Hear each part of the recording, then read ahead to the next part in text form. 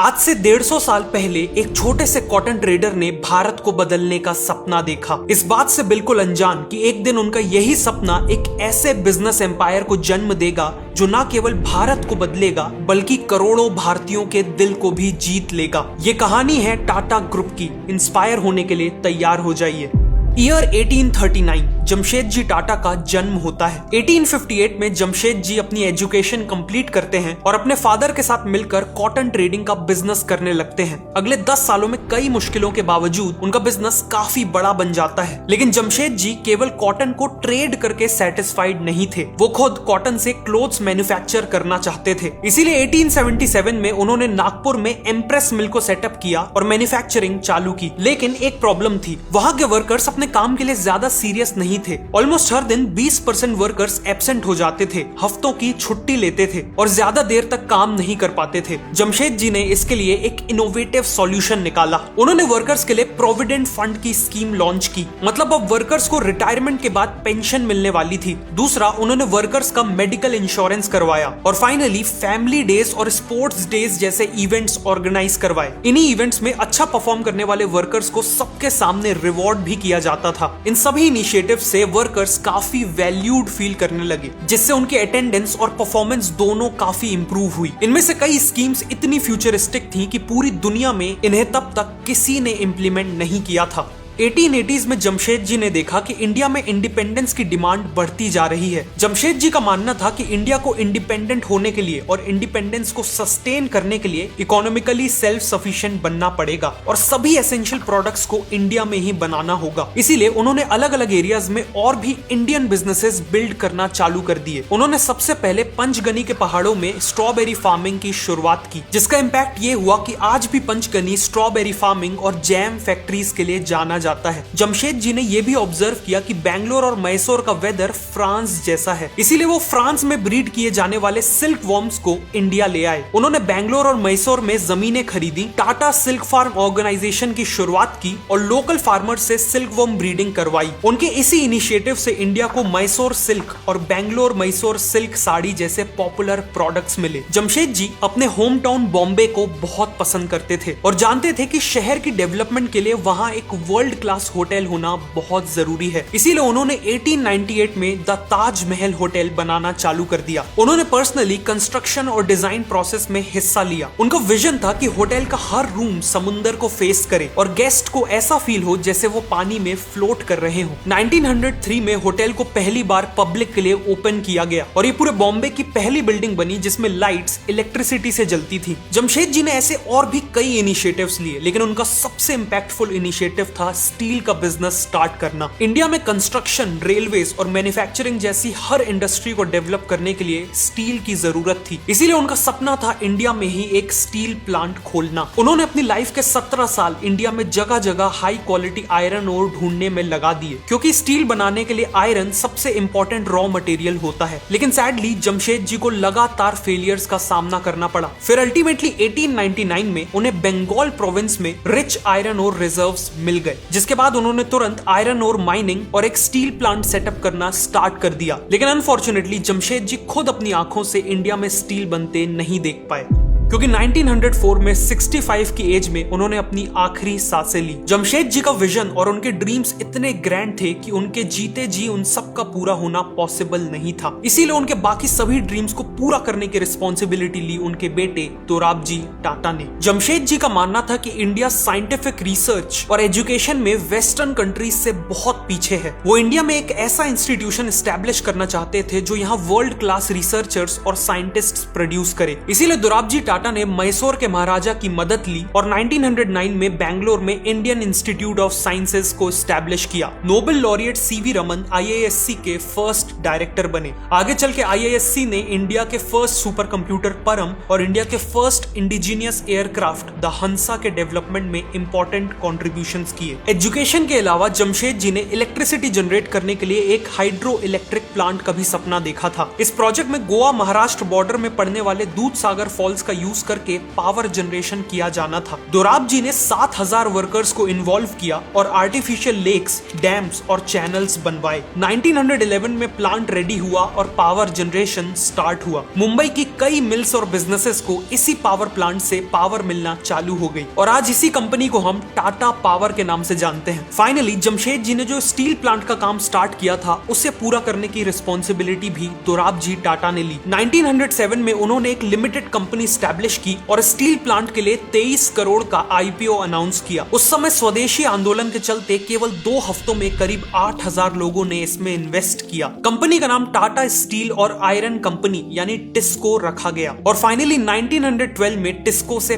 पहला steel produce होकर निकला। इसके 2 साल बाद ही 1914 में वर्ल्ड वॉर 1 चालू हो गई और ब्रिटेन की स्टील डिमांड एकदम से शॉर्ट अप हो गई। उन्हें टैंक्स, ट्रक्स, रेलवे इन सब के लिए स्टील चाहिए था। टिस्को के प्लांट ने दिन रात काम किया और इस डिमांड को पूरा किया। वॉर के खत्म होने के बाद उस समय के वाइसरॉय ने टिस्को के कंट्रीब्यूशन को एक्नॉलेज किया और जिस टाउन में टिस्को का प्लांट था उस टाउन का नाम जमशेद जी के नाम के ऊपर जमशेदपुर रख दिया और रेलवे स्टेशन का नाम टाटा नगर रख दिया। दोराबजी की लीडरशिप में टाटा ग्रुप का बिजनेस कई गुना बढ़ चुका था। 1932 में दोराबजी टाटा की डेथ हो गई और जाने से पहले उन्होंने टाटा ग्रुप को steel, power, consumer products, banking और इंश्योरेंस जैसे बिजनेसेस में डाइवर्सिफाई कर दिया था। दोराबजी टाटा के बाद 1938 में टाटा ग्रुप के चेयरमैन बने फैमिली के एक young member JRD. Tata. JRD. Tata ने 1925 में ही बिजनेस ज्वाइन कर लिया था और टिस्को के प्लांट में काम सीख रहे थे। वो हमेशा से एविएशन में काफी इंटरेस्टेड थे, इसीलिए 1932 में उन्होंने टाटा एविएशन सर्विसेज की शुरुआत की। ये एयरलाइन पैसेंजर्स और कार्गो ट्रांसपोर्ट सर्विसेज प्रोवाइड करने वाली इंडिया की पहली एयरलाइन बनी। इसकी पहली फ्लाइट खुद जे.आर.डी. टाटा ने उड़ाई थी, जिसके बाद वो इंडिया के फर्स्ट एवर कमर्शियल पायलट बन गए थे। चेयरमैन बनने के बाद जे.आर.डी. टाटा ने देखा कि इंडिया को सोडा ऐश और कॉस्टिक सोडा जैसे एसेंशियल केमिकल्स बाहर से इंपोर्ट करने पड़ते हैं। ये ऐसे केमिकल्स थे जो ग्लास, टेक्सटाइल्स, सोप्स और डिटर्जेंट जैसे एसेंशियल प्रोडक्ट्स बनाने के लिए काफी इंपॉर्टेंट थे। वो चाहते थे कि इन केमिकल्स को इंडिया में ही प्रोड्यूस किया जाए, इसीलिए 1939 में उन्होंने गुजरात के मीठापुर टाउन में एक केमिकल प्लांट बिल्ड किया और ऐसे ही शुरुआत हुई टाटा केमिकल्स की। वही टाटा केमिकल्स जो आज टाटा सॉल्ट को भी मैन्युफैक्चर करता है। केमिकल्स बिजनेस अच्छा चलने लगा, लेकिन जे.आर.डी. का ड्रीम अभी भी एयरलाइन बिजनेस को ग्रो करने का था। वर्ल्ड वॉर 2 के दौरान ब्रिटिश गवर्नमेंट ने सभी प्लेन्स को सीज कर लिया, जिस कारण टाटा एविएशन सर्विसेज रातों रात बंद हो गई। लेकिन जैसे ही वॉर खत्म हुई वैसे ही जे.आर.डी. ने वापस एयरलाइन बिजनेस में एंट्री करने का फैसला किया और इस तरह 1946 में शुरुआत हुई एयर इंडिया की। एयर इंडिया की क्रू को उनकी वार्म और अटेंटिव सर्विसेज के लिए जाना जाता था। उनकी फ्लाइट का फूड, क्लीनलीनेस और इन फ्लाइट एंटरटेनमेंट सब कुछ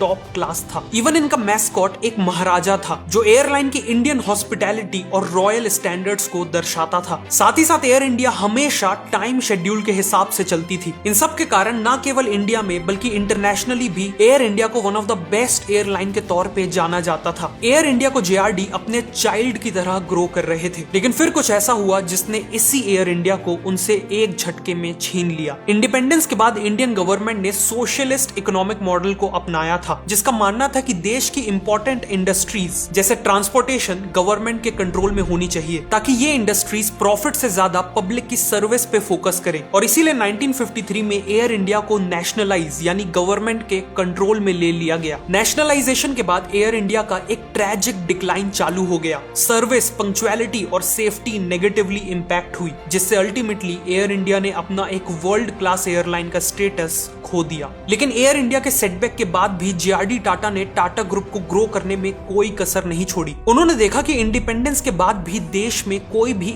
इंडियन कॉस्मेटिक्स ब्रांड नहीं है, इसीलिए उन्होंने लैक्मे की शुरुआत की। लैक्मे एक फ्रेंच वर्ड है जिसका मतलब हिंदी में लक्ष्मी होता है। जे.आर.डी. ने डेलिबरेटली इस ब्रांड को एक इंडियन नाम नहीं दिया। उन्हें पता था कि इंडियन वुमेन फॉरेन ब्रांड से ऑब्सेस्ड थी और फॉरेन ब्रांड्स को ही हाई क्वालिटी मानती थी, इसीलिए लैक्मे नाम देकर उन्होंने इस कॉस्मेटिक्स ब्रांड को इंटरनेशनल लेवल की एस्पिरेशनल वैल्यू दी। लेकिन रियलिटी में लैक्मे का मतलब अभी भी इंडिया से डीपली कनेक्टेड था। इसके अलावा जे.आर.डी. ने जमशेदपुर में एक रेलवे इंजन्स बनाने वाली फैक्ट्री को खरीद लिया और शुरुआत की Tata locomotive and engineering company limited की, जिसे बाद में टेल्को कर दिया गया। इनिशियली टेल्को केवल रेलवेज के लिए स्टीम इंजन्स बनाती थी, लेकिन जे.आर.डी. ने जल्द ही ट्रक मैन्युफैक्चरिंग में एक्सपैंड कर दिया। उन्होंने टाटा 407 ट्रक लॉन्च किया, जो अपने स्लिम और स्ट्रॉन्ग डिजाइन के लिए काफी पॉपुलर हो गए और इंटरनेशनल ब्रांड्स को बीट करते हुए इसने 70% मार्केट शेयर कैप्चर कर लिया। इंजन्स और ट्रक्स बनाने वाली इसी टेल्को कंपनी को आज हम सब टाटा मोटर्स के नाम से जानते हैं। बिजनेस के अलावा बाद जेआरडी टाटा ने इंडिया को उसके सबसे कठिन वक्त में हेल्प की। 1962 की इंडो चाइना वॉर और 1965 की इंडो पाक वॉर के दौरान उन्होंने गवर्नमेंट को हर तरह के सपोर्ट का अश्योरेंस दिया। उन्होंने टाटा के इंजीनियर्स को दिल्ली भेजा ताकि वो देश को मिलिट्री इक्विपमेंट की मैन्युफैक्चरिंग में हेल्प कर सके। उन्होंने अपने एयर इंडिया का एक्सपीरियंस यूज किया और इंडियन एयरफोर्स के लिए 10 ईयर डिफेंस प्रिपेयर्डनेस प्लान भी बनाया। इस रिपोर्ट में सिग्नलिंग इक्विपमेंट, रेडार और स्पेयर पार्ट्स की रिक्वायरमेंट्स इंक्लूडेड थी। गवर्नमेंट और इंडियन एयरफोर्स को इस रिपोर्ट से बहुत मदद मिली। जेआरडी टाटा की इन्हीं कॉन्ट्रीब्यूशंस को देखते हुए प्रेसिडेंट ऑफ इंडिया ने उन्हें इंडियन एयरफोर्स में ऑनररी एयर कॉमोडोर की पोस्टिंग भी दी थी। 1991 तक जेआरडी टाटा ने टाटा ग्रुप की कंपनीज का नंबर 84 तक पहुंचा दिया था। 24,000 करोड़ का रेवेन्यू था और 2,70,000 एम्प्लॉइज थे। लेकिन अब 87 की एज में समय आ चुका था कि वो टाटा ग्रुप की कमान किसी और को सौंप दे। इसीलिए जेआरडी टाटा ने नए चेयरमैन के तौर पे टाटा फैमिली के एक प्रॉमिसिंग मेंबर को चुना और ये नए चेयरमैन थे सर रतन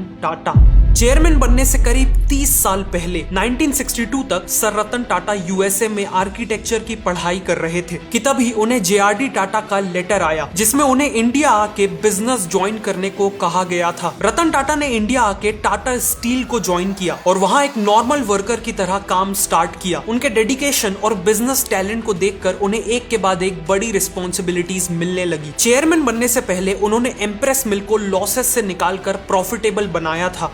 में एक मेजर लेबर अनरेस्ट को सक्सेसफुली रिजॉल्व किया था और टाटा की नेल्को कंपनी जो रेडियो और टेलीविजन वगैरह बनाती थी उसका रेवेन्यू 3 करोड़ से बढ़ाकर 200 करोड़ किया था। जब 1991 में सर रतन टाटा चेयरमैन बने तो उन्हें पता था कि टाटा ग्रुप बाहर से देखने में तो अच्छा परफॉर्म कर रहा है लेकिन रियलिटी में कई चीजों में वो पीछे छूट रहा था। उन्हें लगा कि हाई टेक्नोलॉजी जैसे कंप्यूटिंग और एआई में ग्रुप काफी पीछे है और ग्रुप ने बहुत समय से कुछ यूनिक भी नहीं किया है। वो टाटा ग्रुप के थ्रू इंडिया के लिए कुछ रिवॉल्यूशनरी करना चाहते थे। इसी माइंडसेट के साथ उन्होंने देखा कि इंडिया के पास ऐसी कोई भी कार नहीं थी जिसका डिजाइन से लेकर प्रोडक्शन तक सब कुछ इंडिया में हुआ हो। इसीलिए 1995 में रतन टाटा ने एक 100% इंडियन कार बनाने की ठान ली। एक ऐसी कार जो स्पेशियस, फ्यूचरिस्टिक, अफोर्डेबल और हाई माइलेज देती हो। लेकिन एक प्रॉब्लम थी, एक नया मैन्युफैक्चरिंग प्लांट सेटअप करने की कॉस्ट अराउंड $2 बिलियन थी जो उस समय एक बहुत बड़ा अमाउंट था। इसीलिए टाटा मोटर्स ने जुगाड़ लगाया और ऑस्ट्रेलिया में निसान का एक पुराना प्लांट 1/5 कॉस्ट में खरीद लिया। इस पूरे प्लांट को डिसमेंटल करके इंडिया लाया गया और पुणे में रीबिल्ड किया गया। रतन टाटा ने खुद कार को डिजाइन करने में एक इंपॉर्टेंट रोल निभाया और फाइनली 1998 में कार को लॉन्च किया। ये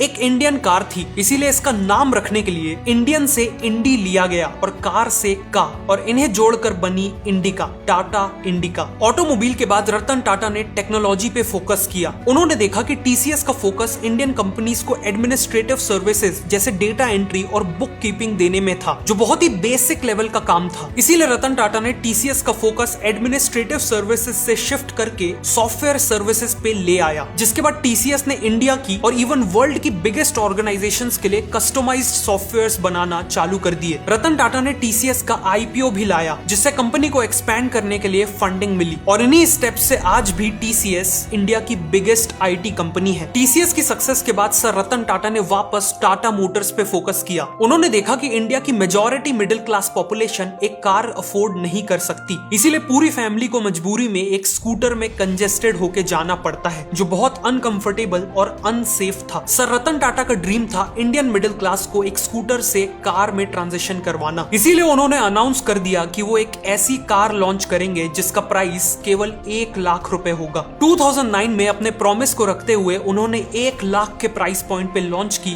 टाटा नैनो। लेकिन अनफॉर्चुनेटली नैनो एक फेलियर साबित हुई। नैनो का सबसे बड़ा एडवांटेज था उसका सस्ता प्राइस, पर यही उसका सबसे बड़ा डिसएडवांटेज बन गया। इंडिया में लोग कार को एक स्टेटस सिंबल की तरह देखते हैं। जिसके पास एक कार होती है उसे सक्सेसफुल माना जाता है, लेकिन नैनो के सस्ते प्राइस और उसके डिजाइन के कारण लोगों ने उसे world's cheapest car, matchbox और इवन कवर्ड ऑटो रिक्शा की तरह ब्रांड कर कर दिया। जहां दूसरे कार ओनर्स अपनी कार के कारण प्राउड फील करते थे, वहीं नैनो के ओनर्स अपनी कार के कारण एम्बेरेस्ड फील करते थे और इसीलिए नैनो एक फेलियर साबित हुई। लेकिन टाटा मोटर्स ने इस फेलियर से कंज्यूमर बिहेवियर के बारे में बहुत कुछ सीखा, जो आज उनकी लाइनअप में देखा भी जा सकता है। आज टाटा मोटर्स टाटा ग्रुप की सबसे ज्यादा रेवेन्यू कमाने वाली कंपनी बन चुकी है। Finally sir Ratan Tata deeply चाहते थे कि इंडिया की कंपनीज को केवल इंडिया नहीं बल्कि पूरे वर्ल्ड में बिजनेस करना चाहिए और इसीलिए फॉरेन मार्केट्स में एक्सपैंड करने के लिए उन्होंने एक के बाद एक फॉरेन ब्रांड्स को अक्वायर करना चालू कर दिया। जैसे टाटा मोटर्स को ग्लोबल लग्जरी मार्केट में एक्सपैंड करने के लिए उन्होंने जैक्वार और लैंड रोवर को अक्वायर कर लिया। ग्लोबल टी और कॉफी मार्केट में एक्सपैंड करने के लिए ब्रिटिश ब्रांड टेटली और यूएस ब्रांड 8 o'clock कॉफी को अक्वायर कर लिया। सिमिलरली टाटा की हर मेजर कंपनी जैसे Tata steel, TCS, Tata chemicals और IHCL ने भी एक्विजिशंस किए और आज इन्हीं डिसीजंस के कारण टाटा ग्रुप का आधे से ज्यादा रेवेन्यू इंडिया के बाहर से आता है। सर रतन टाटा की लीडरशिप में टाटा ग्रुप ने जो अचीव किया उसकी लिस्ट बहुत लंबी है। चाहे वो टाइटन द्वारा वर्ल्ड की स्लिमेस्ट वॉच बनाना हो, टीसीएस का वर्ल्ड का one of the most powerful super computer बनाना हो, या फिर टाटा स्काई को लॉन्च करके टेलीविजन मार्केट को डिसरप्ट करना हो, ऑलमोस्ट हर एरिया में टाटा ग्रुप ने सक्सेस हासिल की। सर रतन टाटा का कहना है कि अगर तेज चलना है तो अकेले चलो, लेकिन अगर दूर तक चलना है तो सबको साथ लेके चलो। टाटा ग्रुप ने हमेशा इसी फिलॉसफी के साथ बिजनेस किया है। एक तरफ बड़ी बड़ी कंपनीज बनाई है तो वहीं दूसरी तरफ स्कूल्स, कॉलेजेस और हॉस्पिटल्स भी बनाए हैं। टाटा ग्रुप हमेशा अपने इन्वेस्टर्स, अपने एम्प्लॉइज, अपने कस्टमर्स और अल्टीमेटली अपने देश को साथ लेकर चला है और इसीलिए आज उन्हें जितनी भी सक्सेस मिली है उससे कई गुना ज्यादा लोगों की रिस्पेक्ट मिलती है। ये कहानी थी टाटा ग्रुप की।